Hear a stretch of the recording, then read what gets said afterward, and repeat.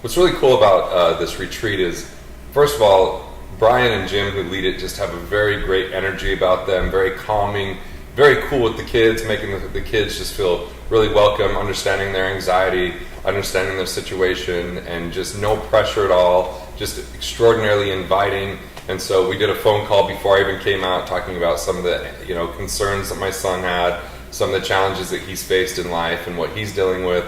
And they really got to know not only his name, but a lot about him. So when we showed up and he didn't want to get in the ocean for a minute, they were totally cool. But then he got in the ocean, and they were right there to help support, getting him up on a surfboard, getting him bodyboarding. And then we couldn't get him out of the ocean. That was the tough thing, is getting him out once he got in. So I think he really liked that I went here without his brother. This was about me and him and spending some time together, and so he could see how important he is in my life. And I think that that's a really good investment.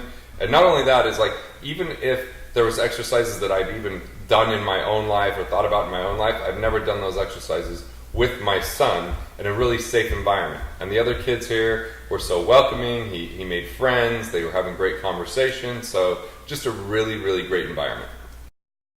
This is a beautiful environment for it, with just beautiful people that are doing wonderful things, that are just very understanding and allow it to unfold and allow the pace for each participant. And I just felt very welcomed and very connected to the people. And so it was really cool to see, when we got into a service-oriented type of situation, how he was ready to rise to the occasion, step up, a lot more mindful. You kind of get to see the power that your child has and get to see some of the promise of their future.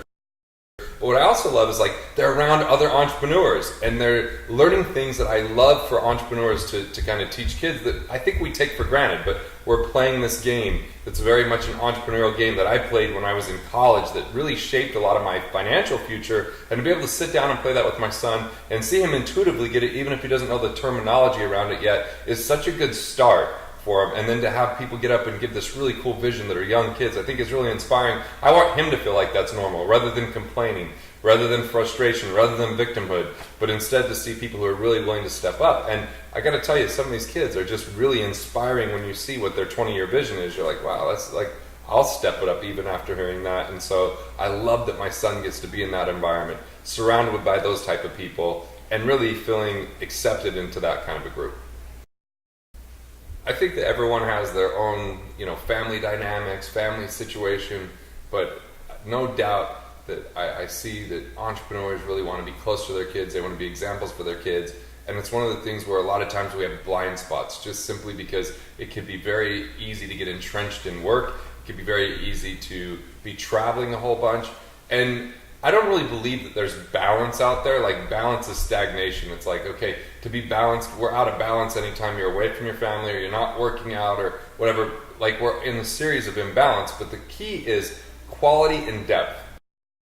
And what I think you could do in 3 days at board meetings is create a lifetime of impact from just 3 days. So you think about that, that is a unique advantage that you can have with your kids, that you could try to replicate that in your own home, and it's just difficult because there's still phones, there's still family, there's still work, there's things pulling at you. But to kind of it's not only disconnecting from that for a minute, but it's actually removing yourself from that environment to an environment that Brian and Jim have created, which is very loving and very open and very visionary in a lot of ways, for kids to just kind of show up and experience that with their parent. For my son and I really think that's going to be transformative. I can see us talking about this for years to come, and from him to going to I don't know that I want to go to this, or I want to go back to the hotel when we first got here, to saying, are we coming back next year? That just shows the transformation that my son had in what's possible in life, and what kind of life you can create, and what kind of experience there could be. And even when I wrote to him here, it was I can't wait for you to do things like this with your son, which to me means legacy. So my name is Garrett Gunderson. If you heard my son Brett talk about board meetings, you might think it was just about surfing. But here's the deal. Surfing is just the way to create an opening, trust, bonding, and fun, and make it an experience. So in the afternoon, all of a sudden we can have these deeper, more connected conversations about what we mean to each other and where we want to be in 20 years and what our vision is. It opens that up so it's a trusted environment, so that they've been playful with other participants, so that they've kind of gone out and done some physical activity. Now they can put their mind to work in the afternoon. So is really a perfect blend. Instead of just sitting in the classroom, having the kids get distracted, bored, and want to leave, it gets them engaged, it gets them wanting to be there and looking forward to it. So it's just a way to break the ice. So we do surfing and bodyboarding, but then we're also doing like a letter that goes out to your kids. They're doing a 20-year vision map. You're then going and doing exercises where you go around and each person talks about, you know, their experiences and what they really want and what they want in their relationship, or a service-oriented type of project, and hearing someone that's, you know, Miss Wheelchair Utah, or not Utah, sorry, Miss Wheelchair USA talk. So there's all these additional activities, including like entrepreneurial type activities like playing games, learning about money that are fun, but you're still learning about money, to, you know, talking about different roles and things that are, you know, we could do as parents and kids, and each responsibilities that we all have, so the kids can start to understand all the different things that the parents do, and the parents can get also a little bit of perspective of how the kids feel overall, so they could be more on the same team instead of one versus the other.